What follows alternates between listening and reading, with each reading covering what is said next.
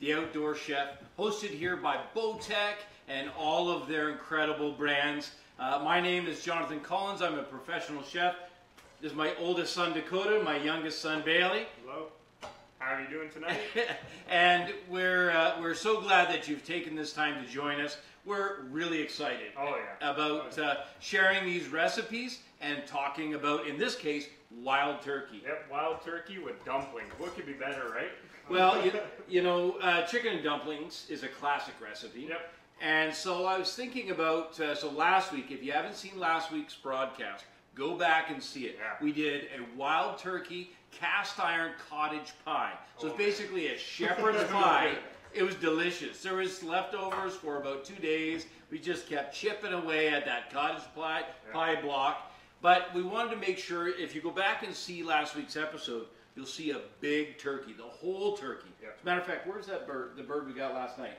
Okay, go get it. So we got another bird. We got another bird last night. I honestly, for me, the idea of, as a professional chef, harvesting your own food, taking the responsibility of plucking it and field dressing it, it's like, first of all, I don't waste a single piece of meat. Start to finish. Nothing, Yep. right?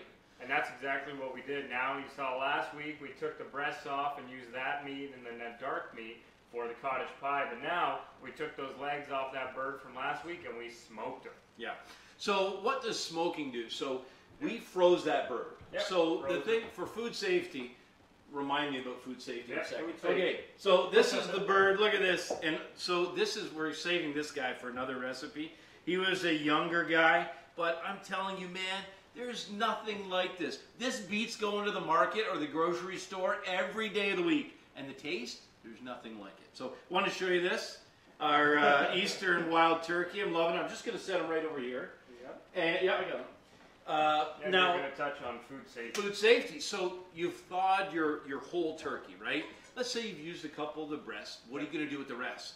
And that's what made us think, well, let's smoke it. Because you can't, once you thaw a bird, we shot the bird, we plucked it and froze it immediately, the whole bird. So then we thawed it. You cannot refreeze it until you cook it again. Exactly. So the beautiful thing about smoking it, and once we get these dumplings on, I'm going to take you out to the barbecue, talk a little bit about how we smoked it. Once you smoke it, all of a sudden, it's food safe again. Yep. And you can do two things with it. You can either cook with it like we did, or you can put it back in the freezer for another time. Yep. And so smoking does a few things. Obviously, tons of flavor. You love smoking. I love smoking, especially in the summer. You have your usual barbecues, but then as soon as you start to smoke, you got hickory, applewood. There's so many different things you can do. Comes to life. Yeah, yeah. So when you're looking, you know, as professional chefs, we're always looking for little cheats, little ways to get good food better, to make great food even better. The way you do that is by finding little ways. And smoking is a way to add flavor, to add tenderness. And if you've already hunted wild turkey, you know those birds, they get tough from running around, from us chasing them, and from outrunning those. We got so many coyotes on film. It was unreal. They were in their, what do you call it, red phase? Well, yeah, it's like they're like this reddish brown color, just gorgeous. They almost look like a fox, just the different tail. Yeah. Yeah, big, bushy, but killing lots of birds. We found 3 kill sites, but they just literally, they left nothing It looked like behind. a bomb had gone off. Yeah, just literally, Feathers boom, everywhere. gone. So we love wild turkey. It's a big deal for us because, you know, being able to be part of the story of reintroducing them here in southwestern Ontario and bringing back the numbers and getting the message out of how much fun it is. But we're here to cook. So let's do a little bit of cooking. Let's do it. So I'll tell you what, let's go off camera and I'll bring the camera over and we'll talk a little bit about what we did. So what we did is earlier today is we simply took these absolutely gorgeous legs that were, there you go. Absolutely gorgeous legs that we smoked, okay? So first of all, what you're going to notice from this is all of that beautiful and intense color. So you can see that, so if you look at the color of this stock, this was just water, no stock added. And you know, one of the things I'm looking for here, do you see those little golden beads there? That's that beautiful turkey fat. So that's rendered, and I'm going to leave that in there. Now I'm going to pull this out, And so after we've taken all the goodness from this, now what Dakota's going to do is he's going to shred that down, and that's going to go back into this beautiful pot. Now you can see we've got some bay leaves in here. The bay leaves we're going to fish out. Man, doesn't it smell good? Yeah, you know, the other thing I never really thought about, but I also love about smoking the barbecue is, I know personally me, after the breast and, you know, being able to cut it into little cubes, I don't know if I'd really know what to do about pulling all the meat and everything off that bone. So it's nice to just kind of be able to break that joint, take it off, cook it whole, and then just to be able to take a fork and just pull it off. And, not have to worry about it. Just well, pull it off, and you got beautiful meat there still. That, and the other big thing about this is because it is an otherwise kind of tough cut, this is something that we can do with this. And when Dakota starts cutting this up, he's going to show you. This is something that we can make tender by essentially what we're doing. So we smoked it, then we put it in some water. That gives us a beautiful stock. From there, leaving it in is essentially, we're essentially poaching it. It's a little bit of poach and braise. So what that means is that meat is going to be tender. We'll be able to pull that off and shred it up. Now, we got a beautiful stock going. I want to do a few more flavor additives. Bailey's got one of my favorite ingredients, and I know it's one of your favorite too. So we're just going to take regular slab bacon. It's double smoked. It's a different, so this is applewood. That was hickory we used. Yeah. We're going to mix up the smoking, and you might say, man, it's a lot of smoke. Remember, with those dumplings, you got that beautiful, heavy dough. Yeah. And it's going to be bright, it's going to be flavorful, but you need something to go with that fat. I see we've got a question. Megan. Okay, so Jeremiah says, which is better, electric smoker or non-electric smoker? Well, Jeremiah from last week. Jeremiah from last week. Thank you for watching, Jeremiah.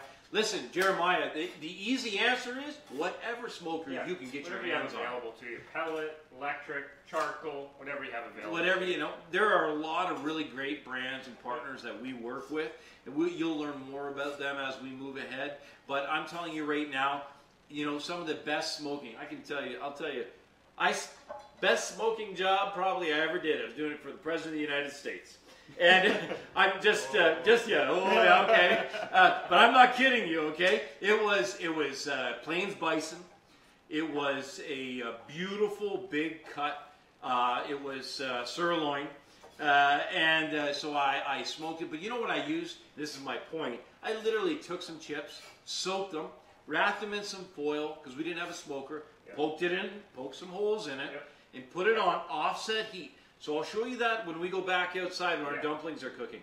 Offset heat is critical. If you can't offset heat, so that means I've got a source of heat here, but I got enough room to put my bird or whatever you're smoking off to the side. Because otherwise what will happen is it'll just overcook it. No direct heat. Yeah, exactly. No direct heat. You want like 200, 225, nice light smoke and not too much. Just to develop a beautiful smoke ring. And one of the secrets we did with this is that if you can find yourself some old whiskey barrel chunks, wine barrel chunks, you take those chunks and you put them in the same way you do all your other smoking material, and you get all that flavor from your favorite whiskey, wine, or anything is going to come right out. So if you're flying down a country road and you see somebody with some planter baskets and they look like old wine casks, stop, pick them up, cut them up, you know. Pay for them. Pay for them, yes. Always pay for them, you know. But, you know, there's incredible ways to get flavor. And so to your point, whether it's electric, whether it's propane, natural gas, or just out over an open fire, and we're going to show you some of those, smoking is a great way to infuse incredible flavor and get beautiful moisture. So as I start to take apart this bird, I just want to show you a couple things. You'll see on this part of the leg, this sinewy, tendonish part. You want to make sure that you slice any of that off. Obviously, that's not going to cook down. That is hard as a rock. And the incredible thing is that is not present in the domestic birds. No, this not is in the raised birds. Like sinew. I could make string out of this. Oh, well, this thing right here. So there's, I think there were 7 of them. So they go right down that front leg. Down this part of the leg, and all I'm going to do is I slide my knife in behind it, slide it up, and then slide down it, and it comes out really easily. Perfect. So you can see, and then literally you can just watch this one right here. You can just literally pull that out. Yeah, beautiful. And then look, you see them all here. Okay. So they just pull. It's just common sense. You see it. Yep. There we go. Yep. Beautiful. Looks almost like a tendon.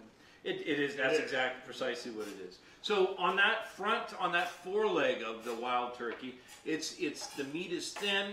These birds are running around. You know, if you've been out there, you know they don't like to fly. They get their big butts up in the air every now and then, but these are runners. Every time I've seen them, until we started having some success, they are running away from me all the time. But you know, it's something that you have to keep that in mind. So that's what we were thinking. Whenever you're thinking about how do I cook something, think about what is that muscle used for? Does it have marbling? Is there going to be connective tissue? And that will help you to understand. Like, for example, if you take a pork shoulder, think about a wild hog. You know that with all that fat and connective tissue, you want to cook it low, you want to cook it slow, you're going to braise. This was a perfect example of something that's brilliant to smoke. I'll just show you this real quick. You can see that smoke ring that's developed along the edge of that meat. Just beautiful. And as I'm literally taking it apart, you can smell that hickory. It's just incredible. Oh, that's amazing.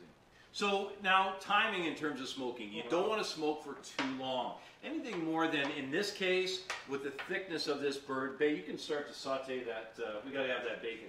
So we're going to add bacon in this. I think it'll be a nice balance of flavor. We're always trying to do recipes that gets people. We, you know, as hunters and outdoors people, you know, we have kind of affinity for wild food.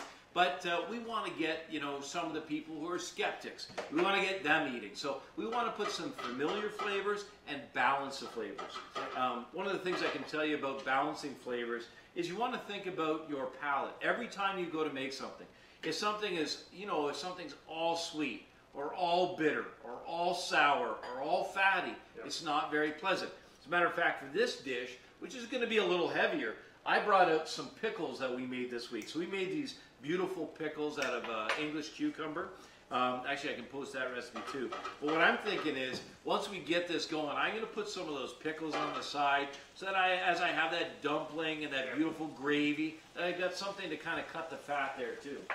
So Bailey's starting that bacon in a hot pan. Keep your eye on that. And with a dish like this, you can see I've got like a really kind of, this part has been dried out quite a bit, and I can tell you we're headed up to bear camp in about a week, and that's going to be jerky. That's going to be jerky. You know, just use common sense. If you have a tough piece, most likely if it's that tough, you're not going to soften it up, so you don't want someone getting a hard bite of that in their dumpling. Absolutely.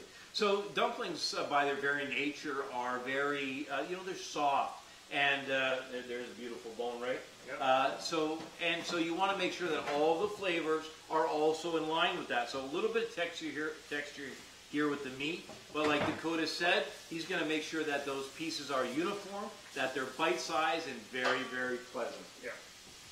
It's also really important. That was one of the things he ever taught me was when you're cooking, to always make sure everything is very uniformly sized.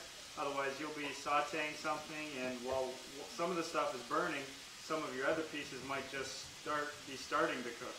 And then you'll end up with, like, some will be soft, some will be hard, and then some will be burnt, and then it just doesn't really taste good. So while we're doing a little bit of this prep, I want to just take a minute and throw out a huge nod to our a great man and ultimately a great friend, Jim Burnworth. Man, that bear, I don't know what was better. That bear in your tree stand and the conversation. If you haven't seen the video yet, you have to see it. Go down into the Bowtech feed and see Jim Burnworth having a conversation. It's like the bear's on the pulpit and he's down there begging him, let's switch places. Anyway, congrats on that one and the live one. It's inspiring. Yep. Thank you, sir. Thank you. And also, Train to Hunt. We were watching the Arizona Train to Hunt. They're like, come on. So again, if you haven't been watching that athletic competition, I mean, if I'm going to do it next year, I might need to spend a bit more time in the gym. But it's an inspiration for me. I can tell you, I was back on the barbells the next day after I saw that. So congrats, guys. Team Bowtech, you're killing it. I'll give you a look at this. You'll see as I'm just cutting that into uniform pieces. That way when someone takes a bite out of this gorgeous dumpling, they're not going to get a bite that they can't handle. Look at all that smoke ring in there. Right? Okay, so while you're working on that, I'm going to start dumplings. All right. So dumplings there's 27 ingredients. and they have to be put in precise. No, it's easy. All-purpose flour, some baking powder, some baking soda, buttermilk, always buttermilk, just like when you're making biscuits. I thought you were flying off the handle there for a second. I'm like, there's like 5 ingredients. Surefire Wednesdays, and the Outdoor Chef is all about simplicity. Yep. It's about, you know what? Recipes with 20 ingredients, just take those books and use them to start your fire next week.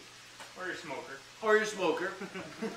All that is people hiding behind pretentious ideas about food. The best thing, the best foods are the ones that you know that your mother, your grandmother, your great-grandmother, and all family members have made for generations. They're the simplest ingredients, and they always taste the best. So I'm going to get started with this.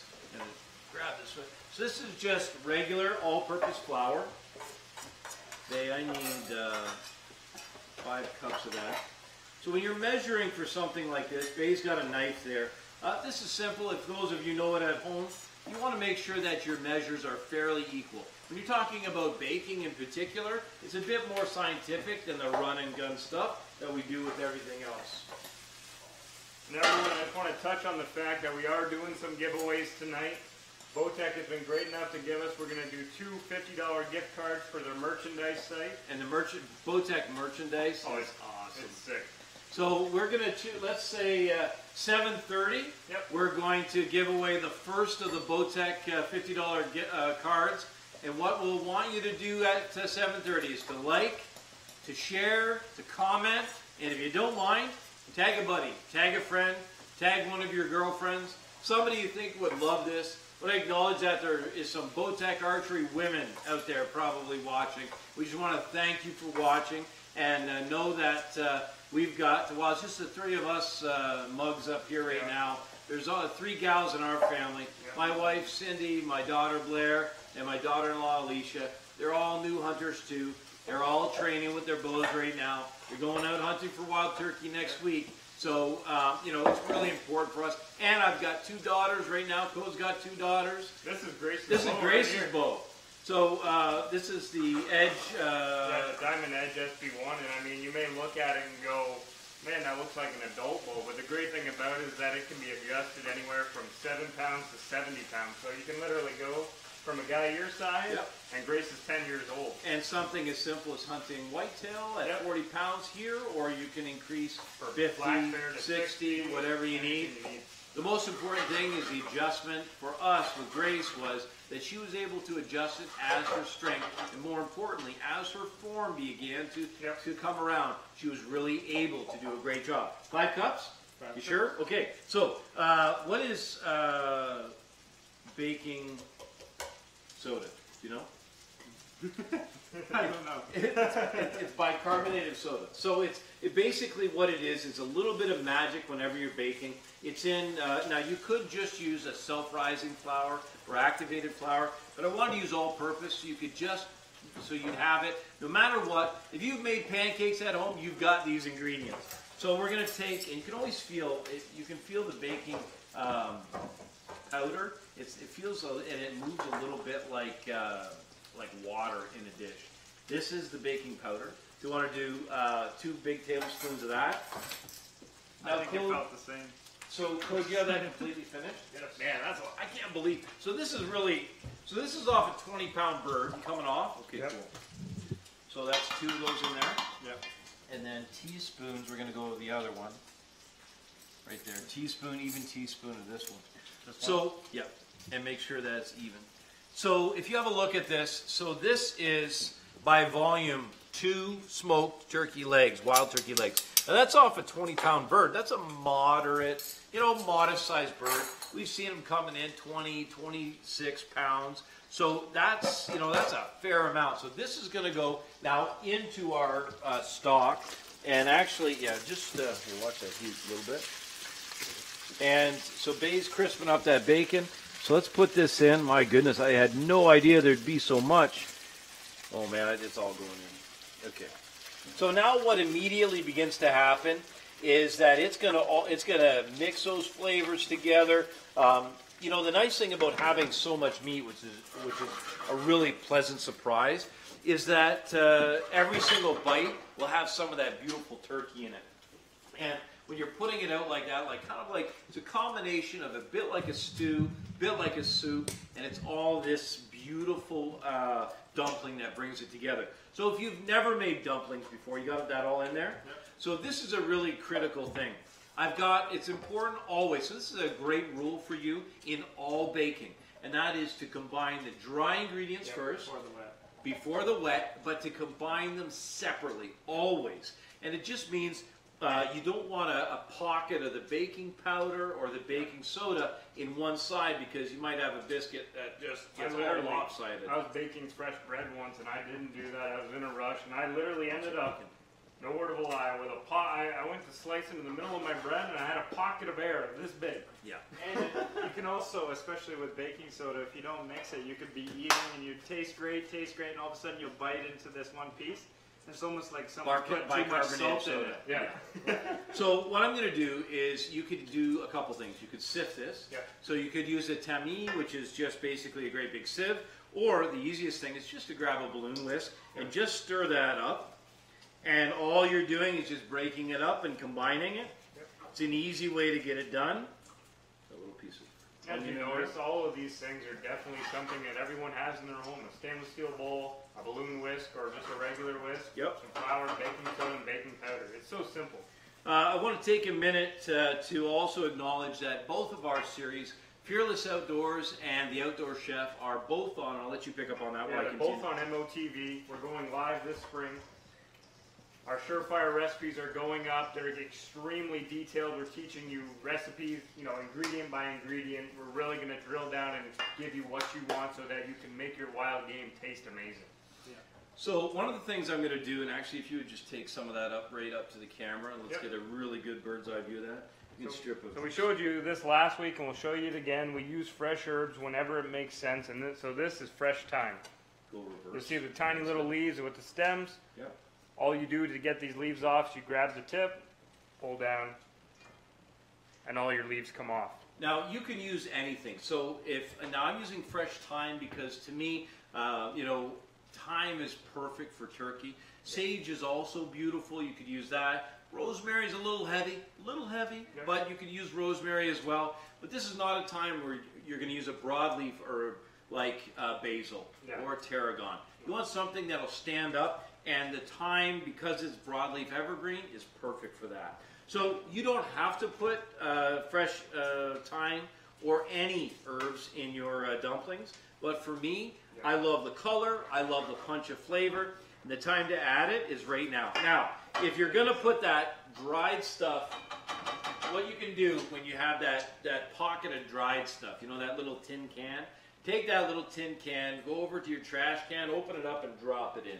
Because that's not what we want. Well, I want you to use something fresh. It's extremely inexpensive. Yep. It's easy to come by. It stores beautifully, and it's the results are like nothing else. You know that from all you do is when you get it home, any fresh herbs that you buy from the store, take paper towel, wet it, and wrap your herbs inside it. It holds it perfectly.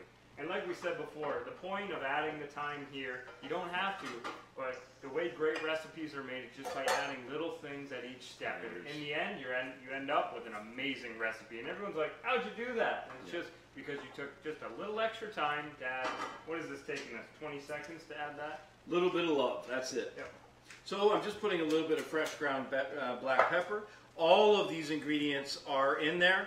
And if you didn't see our Live at Noon today, just a little heads up, in that turkey stock, we have carrots, we have celery, we have onions, and leek. All four of those are a beautiful flavor base. Yep. So just like last week, we taught you about the mirepoix, and that's exactly what we used again this week in a different recipe, and probably what you could use in another 1,000 recipes that you could do after this. Every single time you got another turkey. You want to hold that bowl, and let's grab the camera. I want you to see at home the texture, what you should be expecting out of this. And so this is a very simple dough. And I'm just going to begin to bring it together. And while I do, you know, this reminds me of a bunch of other types of simple dough. You know, things like gnocchi and pasta. They all have the same basic thing. There's flour at their base, but with these, the dumplings, we want them to grow. We want them to cook. Tap that out, son. I'm just going to get a spatula here. And we want them to be light. Texture is a big part of that. Watch your bacon there, bud. And what Bay's going to do with that bacon is make sure to strain off as much of that fat as possible. Dakota, I'm going to get you to hang out here just for a minute because I really want to show the texture of this dough. You're going to think to yourself that it looks very liquid, but as soon as I drop it in that beautiful stock, it's going to firm up for me really nice and quickly. So one of the great things about making dumplings is a lot of people, you know, when it comes time for that to thicken up that stock, what happens is it's the flour that's in these, because we're dropping them right into the stock, that'll thicken up and make that beautiful gravy. So with this fully combined, Dakota, I think we're going to go right over to the pan. Now have a look at the texture of that. I'm getting this out because my grandmother wouldn't have me, if I wasted anything like this, I'd be in trouble. My mom too. So there we go. Beautiful. You know, one of the things I can tell you about, just so you know, so I can smell the buttermilk, and you know, one of the great things about buttermilk too is the acidity. So that acidity is beautiful. Come on over here, and we'll just take and we'll start spooning these in. So what you want, first of all, is just to make sure all of these ingredients are nicely combined. And then what we're going to do is just simply take big dollops of this. Oh, thank you. So let's put, is this the full pound? Yep. Okay, so I'm going to put about half of that in. I almost forgot. Thanks, bud. You're welcome. So if you're by chance just joining us, what you're seeing is a presentation by the Outdoor Chef, and Bowtech has been a brilliant partner of ours. In go these beautiful dumplings, and all you want to do is just find a home, and this is the part where you show a whole bunch of love. Just literally tucking these in. And just a reminder, in a few minutes here, we're going to be giving out our giveaways. We got two $50 Bowtech gift cards. So if you're looking for a new Bowtech t-shirt or a brand new hat that you want to keep for the next 25 years until it just about disintegrates, we're going to make sure to do that. All you got to do is you got to like this post, share it, and comment us a story. Tell us why you want these cards, what you might be doing with them, anything like that. And if you feel like it, tag a buddy so he can have a chance to do it as well. So you can see how, and you know, whenever I'm making dumplings, I make absolutely certain that I make enough of them because these are coveted. As a matter of fact, I know my wife is going to eat these right off the top, so I got to make sure there's lots. But you see, you just put them down. They're like, you know what they are like? Dakota and I were talking about it before we went on. They're exactly like little pillows. Yeah. So they're little pillows that soak up all that beautiful flavor. Now, if you look around them, you can see the color of the stock underneath. You can see that, you know, when you develop a stock like that on your own, you know, for me, I'm extremely proud of it because I know that's going to be a ton of flavor. And we're going to cover every single corner of this and you can pie. see, just as the same as last week, everything we're doing here is in this one pot. Yep. We did the same thing last week with the potatoes. We had one cast iron pot, we scooped it, put it on top. But they're actually doing almost the same thing, just with the bread this time. But so, the other thing, just sorry, quickly. No, go ahead. The other thing I love about this, and we've done it quite a bit actually, is it's such simple ingredients. Like he said, there's 5 ingredients. So you're going up to bear camp, you're doing something like that, and instead of packing a protein bar, take a Ziploc bag, fill it with the pre-made the mix. Yeah, no, it's Take easy. it up, little bowl, whisk it The only up, thing you you would not- got bread. Yeah, you won't have buttermilk there, but you can definitely use water. You can also use powdered milk. Now have a look at this because this is an important step. And this is why it's so nice using good cast iron. What I'm going to do now is I'm going to cover this up, and when I do, I'm going to just leave that alone. I'm going to leave it alone for about 25 minutes. So let's right now, let's get liking and commenting and sharing right now, because we're going to give away one of these $50 merchandise cards from Bowtech, and then we're going to go into the shop and I'm going to talk a little bit about barbecuing and what we've done. So like, share, comment, and tag a buddy. Last week we had some great stories from a couple guys. Jeremiah, I know he's watching. He had some great questions last week and some great stories. Dave and Brian, they were all those guys. They had some great stories, and we really loved reading those and talking to you guys afterwards. It was quite enjoyable for us to have you guys and sending you guys those binoculars and everything like that. Well, guys, you want to show them how we smoke those legs? Yeah, sure. Let's go. So we're going to take you out into our shop now, and this is where we do a lot of our designing, a lot of our planning. It's where we always gear up, and I'm excited to show you a couple things. So let's first of all talk about barbecue. So what I chose to do, I've got a beautiful offset smoker. So the way I was able to do this in code, come on in real tight. We left everything in there from earlier today, so let's just lift up. We'll have a real good look at what we were able to accomplish. So you can see this is where I had my lump charcoal. This is where I put my smoking wood in, the hickory. And then this is where I had, on the other side, this is where I had the turkey legs. Now, I had brined the turkey legs. The turkey legs sat for 24 hours in a mixture of water with sugar and salt. And that allowed me to get the heavy amount of blood away from the bones, to wick any of that flavor, what I don't want in there, away from them, and also to get lots of moisture and some flavor in there. Then what I did, and this is what I love about this barbecue in particular. Come on in here, Chris. I was able to control the heat, and that's the most important thing. So this actually cranks up and down. It's a total chef's toy, but absolutely brilliant. So it's the second thing. So non-direct heat is critical. You want to make sure that you're getting heat, but that it's offset. And then when the smoke starts rolling, you want to keep it rolling for that whole time. Now, it's important if you have time before to soak your wood chips. Yeah. Otherwise, it's just like wood and it'll burn up really fast. But if you soak it, they always tend to smoke twice as much, and they burn twice as slow. And what I like to do is soaking them in a little bit of whiskey. Yeah. So that a lot. This is an exciting thing, and please share this with your friends. So this is something we're giving away for the 4th of July. So this is an Asado cooker. So you've seen the what do they call it? You've seen the bell, you've seen the egg, you've seen the kettle and the keg. This is the mother of all smokers. Let me tell you, this is porcelain, stainless steel, and the way that this is made, we're going to tell you more about it, but I just want you to know right now that we're giving one of these away for the 4th of July. Check our page at The Outdoor Chef and Fearless Outdoors, and you'll be able to check back in and see when we go live with that. I know we just got a comment from Jeremiah from last week, and he said he wants the Bowtech cards because he wants the new jacket, but his wife won't let him order it.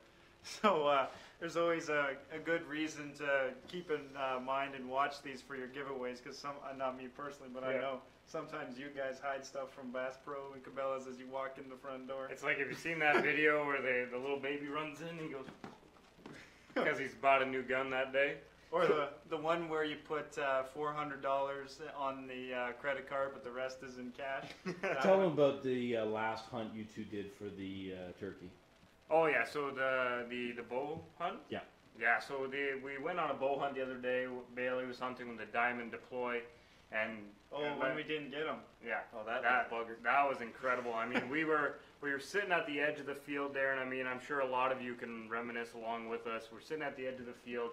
5 o'clock comes around. We have till 7, and we hear a gobble off in the woods. And let's start at the very beginning.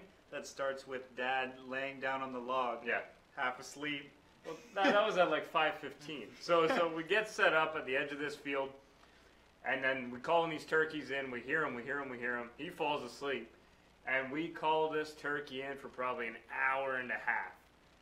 Yeah, long time. Long time. And then he puts out a gobble right near the edge of the field, pokes his head out, looks, sees our decoys, and goes, no thanks. I'll catch you in the morning, ladies. Tucks back in.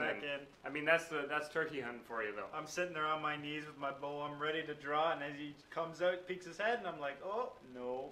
And then after that, he just dead silent. Yep. Nothing. Not a gobble, nothing. Just after that, everybody, they went to bed. The point is we had a great time, and I mean, this whole hunting thing is very new to us. We're chefs, and you know, there's very little unless we make a really bad recipe.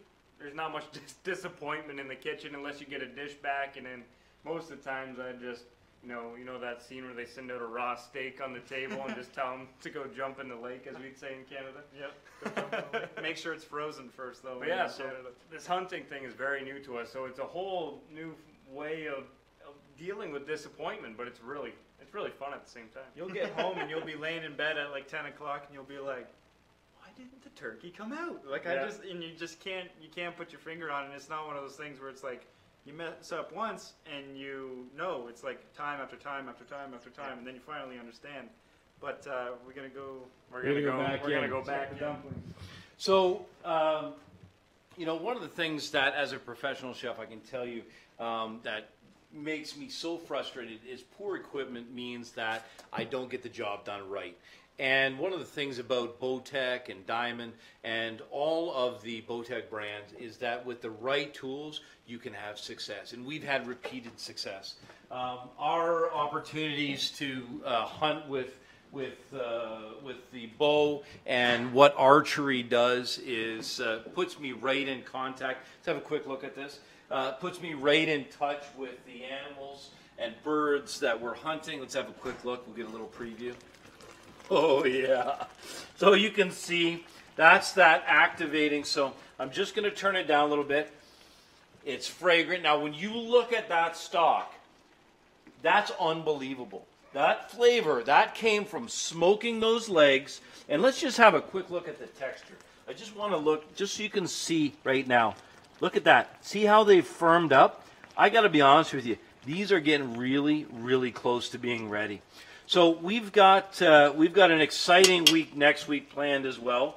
Now this recipe, and I have to apologize, I've had a very busy week.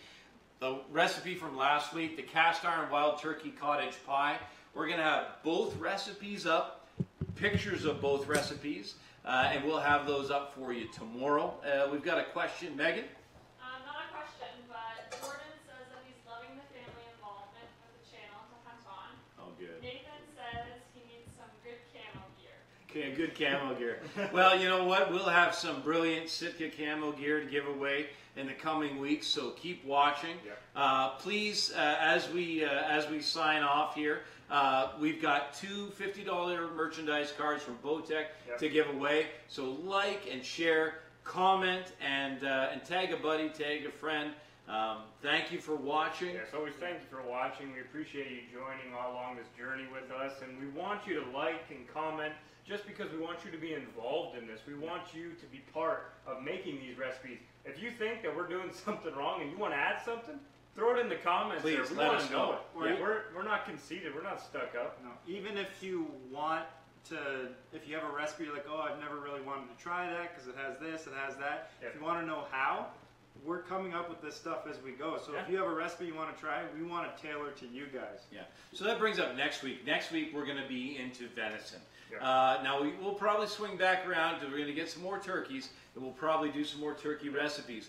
But what we're going to do, we're actually going to use the white-tailed deer that I harvested with my Bowtech Rain. It's my first ever white-tailed deer, and I can tell you, it was the most incredible experience of my life. You almost fell out of the tree. Yeah, I almost fell out. It's a good thing I had a tether.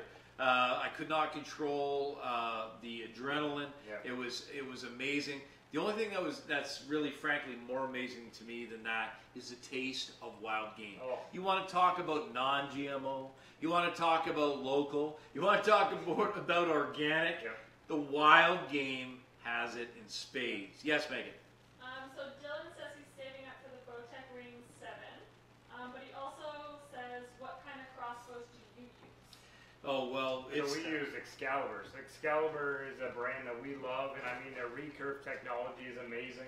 The thing I love about it, like when we're going to do base grabbing, this is the new micro suppressor. So this is a brand new bow. They suppressed it. We tested it side by side. It is quieter.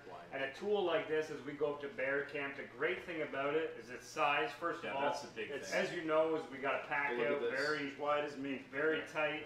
But the other great thing, I mean, look at it. It just Gone. fits right on your back, and away you go. That's easy. The best thing is that when we go bear camp, we're disappearing into the woods, right? We're 6, 7 hours out in the middle of nowhere. With a recurve crossbow, you can replace that string if anything happens to it. Yep. So that's a great question. Thank you very much, Dylan. And if you're saving up for the Rain 7, Yep. believe me, you'll love it. It's the let off on that bow is unbelievable. And for me to think about that, for me taking my first whitetail with the Rain 7, Yeah. I mean, that's a huge get for me. And the biggest thing is that you think, you know, even for a beginner, it's so great because what it did for me when I shot it is it's so consistent, so accurate that it builds confidence in you immediately. Does. Yeah, and at the range in particular. Oh, the range, like, you know, as a starting archer, you would think that you would never shoot past, you know, maybe 30, 40 yards. Exactly. Out in the field, I maybe wouldn't attempt it, but I have personally, while shooting at target, shot 65 yards and been in, you know, as Jim would say, the 10 ring. Yeah. So I think what we need to do, we need to serve some of this up. Yeah. Why don't you grab that Absolutely. camera and Let's do come back here. I want you to see how beautiful this is. Just take this ladle. So have a look. Ready? Oh yeah, that's money right there, folks. I'm loving that. The smell when you took that lid off, it just hit you like someone's hitting you in the face. That was delicious. So what I want to do now, do you see the texture of that gravy that's bubbling up from underneath? What I'm going to do is I'm going to press, and I just want to get a scoop of what's underneath. Make sure to get what's underneath. Excuse me. Yeah, pick up some of that turkey. Pick up some of that turkey. So you see that, and then I'm going to drop that into place. Oh my gosh. Okay, so I think you need a little bit more of that gravy. I need more gravy. So gravy's going on top. Oh yeah. Oh yeah. And I'm just going to get a bit more. And we'll just finish that just like that. Beautiful. So you got this beautiful little dumpling tucked right in there. So this is wild turkey and dumplings, an uptake on chicken and dumplings, and a brilliant way for you to use wild game to get other people, I know you love it, but to get everybody in your home, in your community, at the office, you bring them this, don't tell them what it is, they'll be hooked. And they'll be able to share the things that we share when we go out and when we harvest our own meat. Yep. Thank you for watching, everybody, and be sure to tune in next week because we'll have lots more exciting recipes, giveaways, and who knows what'll happen. We're live. We're live. Who knows what'll happen? Good night. Night.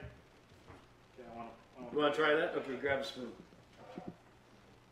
Spoon or fork? Fork. Grab one for yourself. You have one?